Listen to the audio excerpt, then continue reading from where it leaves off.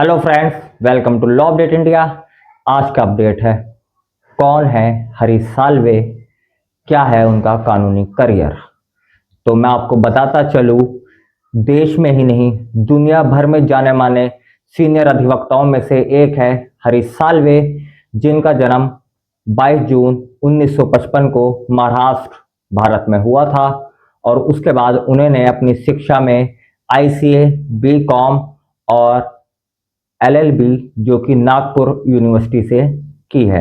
उसके बाद 1980 में उन्होंने इंटर्नशिप ज्वाइन की और इंटर्नशिप ज्वाइन करने के बाद, कार्य करने के बाद 1992 में उन्हें दिल्ली हाई कोर्ट के अंदर एज ए सीनियर लॉयर नियुक्त किया गया। उसके बाद 1992 के बाद जब वो सीनियर लॉयर नियुक्त हो गए, उसके बाद उन्होंने एज ए सीनियर लॉयर वहाँ प्रैक्टिस की दिल्ली हाई कोर्ट में और सुप्रीम कोर्ट में। उसके बाद उन्हें भारत सरकार के अंदर सॉलिसिटर जनरल बना दिया गया है। सॉलिसिटर जनरल एक ऐसा सरकारी पद होता है जो कि भारत के अंदर विधि अधिकारी दूसरे स्थान पर होता है, और ये पद भी उन पर 1999 से 2000 तक रहा, यानी कि 3 साल उनका सॉलिसिटर जनरल का कार्यकाल रहा।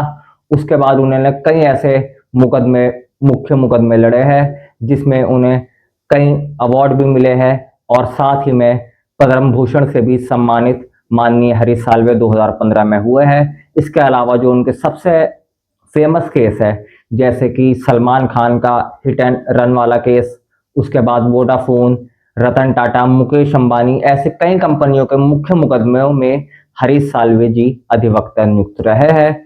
और इसी के साथ उन्होंने इंडिया में ही नहीं बाकी अदर कंट्री में भी अपना परचम लहराया है।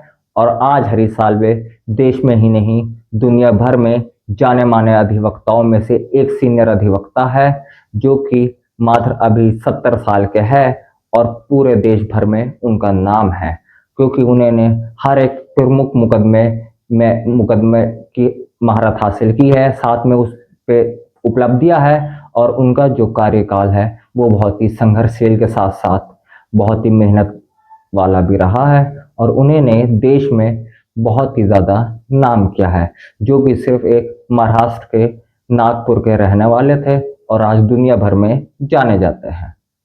मिलते हैं अगली कुछ नई वीडियो में नए अपडेट के साथ।